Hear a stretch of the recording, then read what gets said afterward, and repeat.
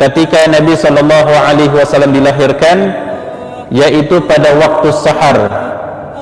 Waktu sahar ini sepertiga malam atau sepertiga malam terakhir.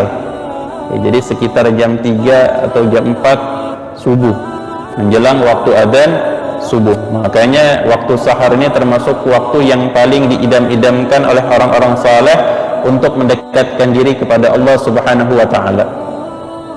Karena waktu yang memang ketika Allah Subhanahu wa taala menawarkan, jadi dalam haditsul qudusi Allah Subhanahu wa taala menawarkan, barang siapa yang meminta ampunan maka akan Allah berikan ampunan, barang siapa yang meminta hajat maka akan Allah berikan hajatnya. Itu pada waktu sahar. Dan ketika lahir Nabi sallallahu alaihi wasallam, banyak kejadian-kejadian yang Allah ingin tampakkan tentang kemuliaan Nabi sallallahu alaihi wasallam.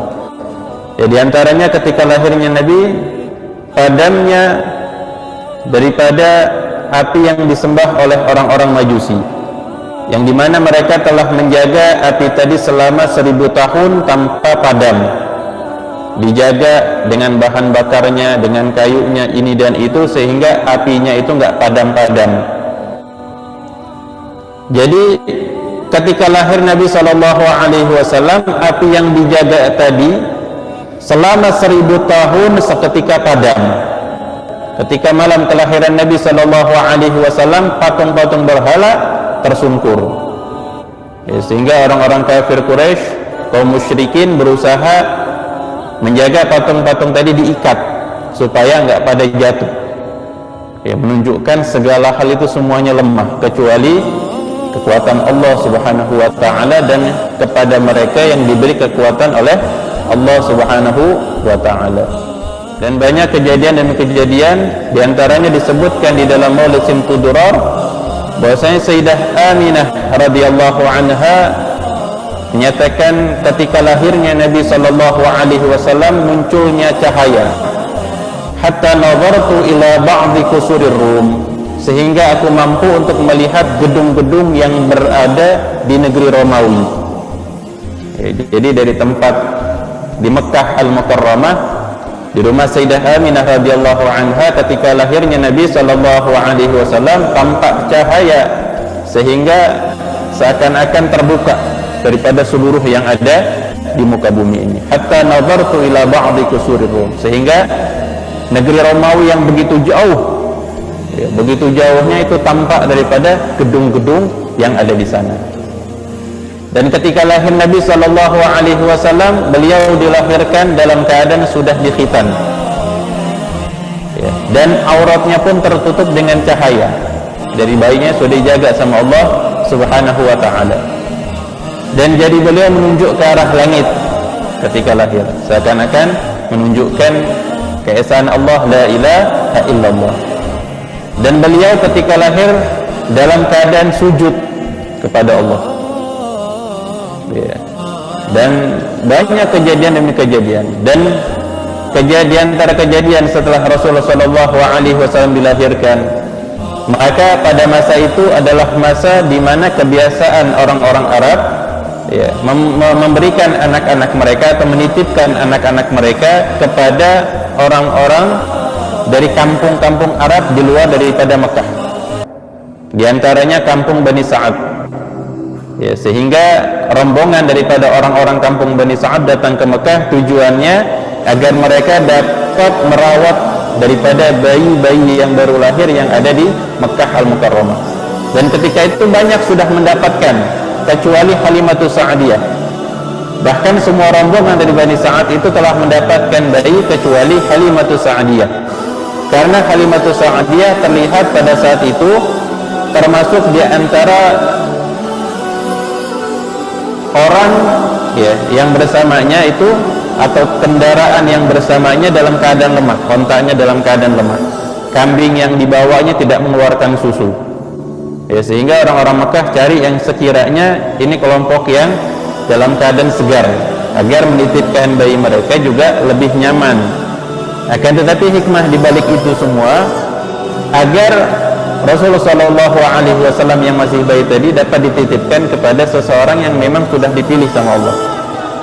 Ya, jadi pada saat itu memang ternyata keadaan Sayyidah Aminah atau kakeknya Nabi Abdul Muthalib bukan dalam keadaan yang memiliki harta yang banyak, sehingga mampu untuk memberikan ujrah atau upah kepada keluarga yang sekiranya itu dapat memberikan yang terbaik kepada Rasulullah SAW. Maka ketika menawarkan kepada Halimatus Sa'diyah, upahnya itu enggak sebanyak sebagaimana yang diberikan oleh orang lain.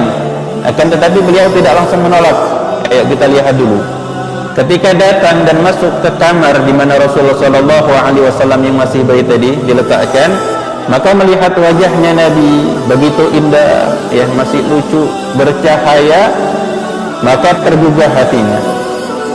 Bahkan ketika menggendong Nabi SAW yang masih bayi tadi, tiba-tiba berubah keadaannya.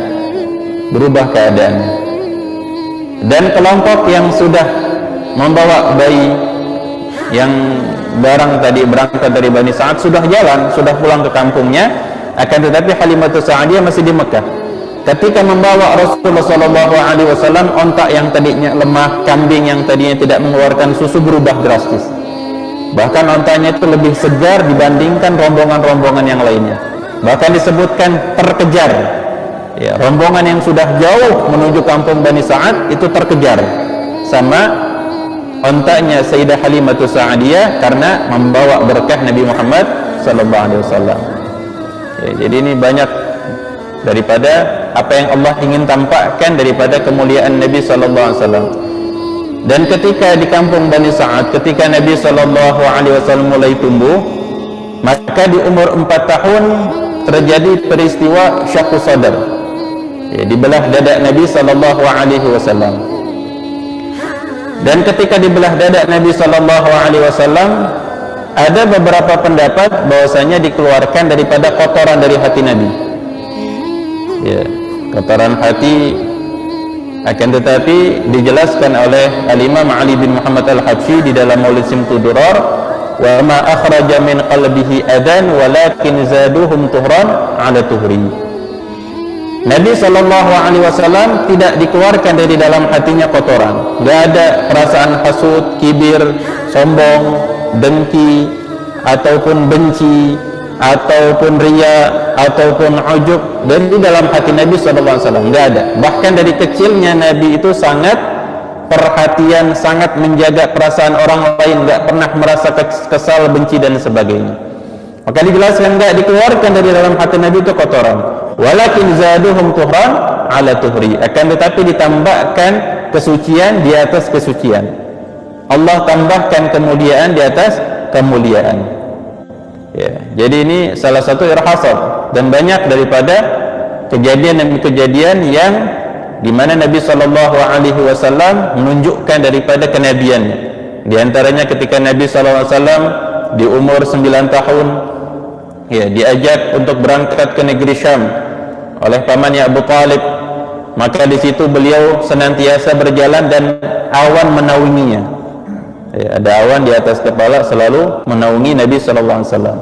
Dan ketika duduk di bawah pohon, ya, di negeri Syam sana, bahkan sampai sekarang pohonnya masih ada. Ya, ada foto Habib Umar bin Hafid lagi ada di pohon tersebut. Itu pohonnya yang tadinya istilahnya itu rindangnya atau teduhnya atau ke tempat lain, duduknya Nabi itu seakan-akan menaungi daripada Nabi SAW. Ya, sehingga pendeta-pendeta di sana pun sudah tahu ini tanda kenabian, bahwasanya yang akan duduk di situ adalah seorang nabi. Dan bahkan mereka menawarkan atau memberikan peringatan agar dijaga betul daripada Nabi SAW, jangan sampai ada orang-orang Yahudi ataupun orang-orang yang tidak suka mengetahui daripada keadaan Nabi SAW. Jadi banyak daripada kejadian demi kejadian yang dikenal dengan irhasad, ya, kemuliaan yang Allah tampakkan terhadap para anbiya sebelum mereka diutus oleh Allah Subhanahu wa ta'ala.